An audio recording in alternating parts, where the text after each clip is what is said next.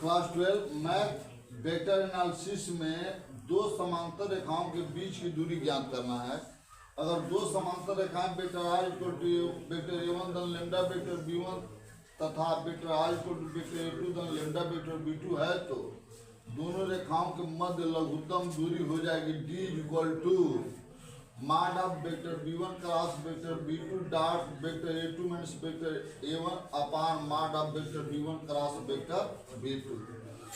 अब हम पहले vector b1 cross vector b2 निकालेंगे, फिर vector a2 minus vector a1 निकालेंगे, फिर इसका डॉट प्रोडक्ट ले लेंगे, फिर इसका मापांक लेकर इस सूत्र में रख देंगे तो दोनों रेखाओं के बीच की दूरी हमको मालूम हो जाएगी।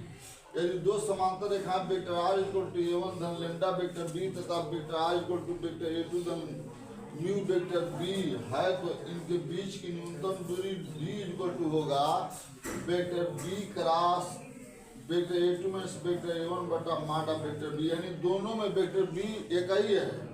a1 वेक्टर a1 और वेक्टर a2 का है भिन्न है, वेक्टर a1 और वेक्टर a2 भिन्न है, तब उस स्थिति में हम क्या करेंगे, वेक्टर a1 और वेक्टर a2 भिन्न है और वेक्टर b समान है तो दोनों के बीच की दूरी d इक्वल टू होगा माड of vector b cross vector a2 minus vector a1 बटा माड ऑफ वेक्टर b। यदि दो रेखाएं कार्तीय रूप में है तो उनके बीच की दूरी कैसे ज्ञात करते हैं। मान लीजिए रेखाओं के समकरण x ऋण x1 बटा a1 इक्वल टू y ऋण y1 बटा b1 इक्वल टू z ऋण z1 बटा c1 और x ऋण x2 बटा a2 इक्वल टू y ऋण y2 बटा b2 इक्वल टू z ऋण z2 बटा c2। ये दो रेखाओं के समकरण है। इनके बीच की दूरी कैसे निकालेंगे तो सूत्र होता है d इक्वल टू माड ऑफ, ये डिटर्मिनेंट में लिखेंगे x2 minus x1 y2 minus y1 z2 minus z1 a1 b1 c1 a2 b2 c2 अपान रूट में a1 a2 ऋण a2 b1 धन b1 c2 ऋण b2 c1 का होल स्क्वायर धन c1 a2 ऋण c2 a1 का हो गया होल स्क्वायर। सूत्र बताए हैं ऊपर दो रेखाओं के बीच का दूरी कैसे ज्ञात करते हैं। मान लीजिए दो रेखाएं हैं, vector r equal to i cap plus 2j cap plus k cap plus lambda into i cap ऋण j cap plus k cap और दूसरी रेखा का समीकरण vector r equal to 2i cap ऋण j cap minus k cap plus mu 2i cap plus j cap plus 2k cap के बीच की न्यूनतम दूरी ज्ञात करो। तो पहले रेखाओं के समीकरण लिख लेंगे, समीकरण नंबर 1 समीकरण नंबर 2। पहली रेखा का समीकरण vector r equal to i cap plus 2j cap plus k cap plus lambda i cap minus j cap plus k cap और दूसरी रेखा का समीकरण है vector r equal to i cap minus j cap minus k cap plus mu 2i cap plus j cap plus 2k cap. समीकरण number 2। समीकरण 1 की तुलना रेखा के समीकरण vector r equal to vector a1 plus lambda vector b1 तथा समीकरण 2 की तुलना रेखा के समीकरण vector r equal to vector a2 धन लैम्डा वेक्टर b2 से करने पर a1 equal to i cap plus 2j cap plus k cap और b1 equal to minus i cap minus j cap plus k cap, vector a2 equal to 2i cap minus j cap minus k cap तथा vector b2 equal to 2i cap plus j cap plus 2k cap. अब vector a2 minus vector a1 निकालेंगे, यानी vector a2 लिख लेंगे minus करके vector a1 रख लेंगे। 2i cap में से i कैप माइनस करेंगे तो i cap minus j cap और माइनस 2j कैप मिलकर minus 3j cap minus k cap और माइनस में इसका गुणा कर माइनस हो जाएगा माइनस k कैप मिलकर माइनस 2k कैप। अब vector b1 cross vector b2 equal to i cap j cap k cap 1 minus 1 1 2 1 2। अब इसका हम प्रसार कर लेंगे i कैप तो जिस स्तंभ और पंक्ति में छूट जाएगा इसका इसमें गुणा करेंगे माइनस 2 और इसका इसमें गुणा कर माइनस 1 माइनस इसको लेंगे तो j कैप ये छूट जाएगा स्तंभ, ये छूट जाएगी पंक्ति, 2 का 1 में गुणा करेंगे 2 और माइनस करके 2 का 1 में गुणा कर माइनस 2 प्लस k कैप तो ये स्तंभ छूट जाएगा और ये पंक्ति छूट जाएगी। फिर 1 का 1 में गुणा करेंगे 1 और माइनस 2 तो माइनस इसमें पहले ही से है और इसका गुणा करें तो माइनस आ रहा है तो प्लस हो जाएगा। तो माइनस 2 माइनस 1 मिलकर माइनस 3i कैप और 2 से 2 कैंसिल हो जाएगा minus 0j cap plus 3k cap अब इसको क्या करेंगे, 0 लिख देंगे तो माइनस 3i कैप और 3 के cap. Vector a2 minus vector a1 dot vector b1 cross vector b2 ज्ञात करेंगे।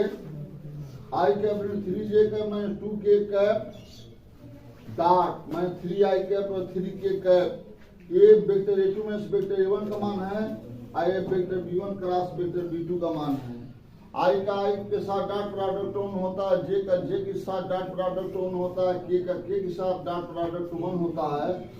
i का j के साथ डॉट प्रोडक्ट 0 होता है, i का k के साथ डॉट प्रोडक्ट 0 होता है। उसी तरह से j का i के साथ डॉट प्रोडक्ट 0 होता है, j का k के साथ डॉट प्रोडक्ट 0 होता है, k का i के साथ डॉट प्रोडक्ट 0 होता है, k का j के साथ डॉट प्रोडक्ट का होता है 0 होता है। तो हम क्या करेंगे, i कैप का 3i कैप से डॉट लेंगे तो minus 3 into 1 i cap dot i cap का मान 1, i cap dot k cap का मान 0 रख लेंगे। फिर इसमें क्या करेंगे, j कैप का i कैप से और j कैप के k कैप से डॉट प्रोडक्ट लेंगे, 0 होगा छोड़ देंगे। माइनस का प्लस में गुणा करेंगे -6 और k कैप का k कैप के साथ डॉट लगेंगे तो 1 होगा। -3 -6 हो जाएगा, -9 हो जाएगा। और मान आप vector b1 cross vector b2 निकालेंगे तो वेक्टर b1 मान आप vector b1 cross vector b2 बराबर होगा रूट में i कैप के गुणांक का वर्ग धन j कैप के गुणांक का वर्ग। तो 9 + 9 माने 18, 18 का वर्गमूल होगा 3 करने में 2। इसलिए दी गई दोनों रेखाओं के बीच का बीच की दूरी होती है, बीच की दूरी का सूत्र होता है d = mod of vector a2 minus vector a1 dot vector b1 cross vector b2 upon mod of vector b1 cross vector b2। इसका मान हम पाए हैं -9 और इसका मान पाए 3√2। 3 से 9 कट गया तो हो गया √3/√2। ये मापांक जब लेते हैं तो मापांक का अर्थ होता है कि माइनस वाले भी प्लस में लेते हैं। हर का फॉर्मेकरण करेंगे √2 से ऊपर और नीचे गुणा कर लेंगे तो 3√2 और √2 में √2 का गुणा करेंगे तो 2 हो जाएगा। यही हमारा काम है आंसर। और मान लो रेखाओं के समीकरण कार्तीय रूप में दिया हो तो उसका समीकरण आपको क्या करना है, ज्ञात करना है। समीकरण ज्ञात करना है रेखाओं x +1/7 = y +1/-6 = z +1/1 और x - 3/1 = y - 5/-2 = z - 7/1 के बीच की न्यूनतम दूरी ज्ञात करनी है। तो दिया है रेखाओं के समीकरण दोनों लिख लेंगे, समीकरण 1 समीकरण नंबर 2। अब समीकरण 1 की तुलना रेखाओं के समीकरण x ऋण x1/a1 = y ऋण y1/b1 = z ऋण z1/c1 से करने पर x1 की जगह पर क्या हो जाएगा -1, y1 की जगह पर -1 और z1 की जगह पर -1। क्यों? इसलिए कि प्लस में है माइनस में है तो इसीलिए x1 का मान माइनस में हो जाए और 1 होगा, y1 का मान -1, z1 का मान -1। a1 का मान 7, b1 का मान -6, c1 का मान 1। समीकरण 2 की तुलना रेखाओं के समीकरण x ऋण x2/a2 = y ऋण y2/b2 = z ऋण z2/c2 से करने पर x2 = 3, y2 = 5, z2 = 7, z2 = 7, a2 = 1, b2 = -2, c2 = 1। और x2 - x1, y2 - y1, z2 - z1, a1 b1 c1, a2 b2 c2 determinant का मान लिखेंगे, यानी ऊपर से x1 y1 x2 y2 z1 z2 a1 b1 c1 a2 b2 c2 सबका मान इसमें रख लेंगे। तो मिल जाएगा हमको 3 + 1 5 + 1 7 + 1 7 - 6 1 1 - 2 1। अब इसका मान 4, इसका मान 6, इसका मान 8, 7 - 6 1 1 - 2 1। अब इसका मान निकालेंगे, प्रसार कर देंगे तो 4 इंटू ये छूट गया, ये छूट गया। पहली पंक्ति पहला स्तंभ छोड़ दिए, -6 और -2 तो +2 हो गया, -6 ये छूट गया, ये छूट गया। 7 - 1 8 प्लस 8 एक छूट गया -14 आप -6 तो +6 हो जाएगा। सरल कर लिए तो -100 का 16 हो गया। तथा अब रूट में a1 b2 minus a2 b1 को होल स्क्वायर पर b1 b2 minus b2 c1 को होल स्क्वायर पर c1 a2 minus c2 a1 को होल स्क्वायर, इसका मान निकालेंगे। a1 b2 a2 b1 b1 c2 b2 c1 c1 a2 c2 a1 सभी का मान ऊपर से इसमें रख लेंगे। तो 7 गुणे -2 -1 गुणे -6 का होल स्क्वायर पर -6 गुणे 1 -2 गुणे 1 का होल स्क्वायर प्लस 1 गुणे 1 -1 गुणे 7 का क्या लिख देंगे होल स्क्वायर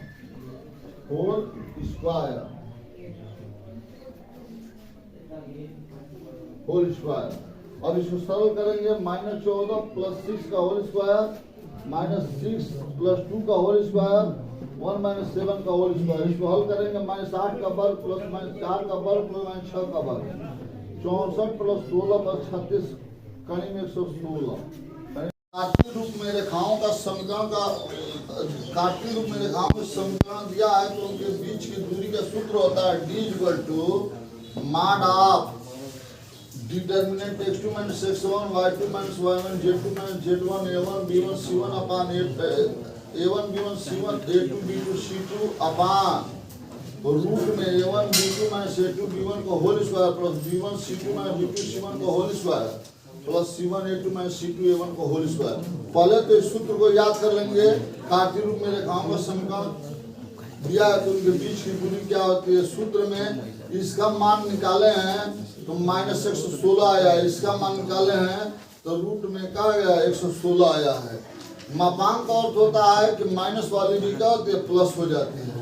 अब इसको क्या लिख सकते हैं √116 × √116 अपान √116 √116 से √116 कैंसिल √116 यही हमारा उत्तर।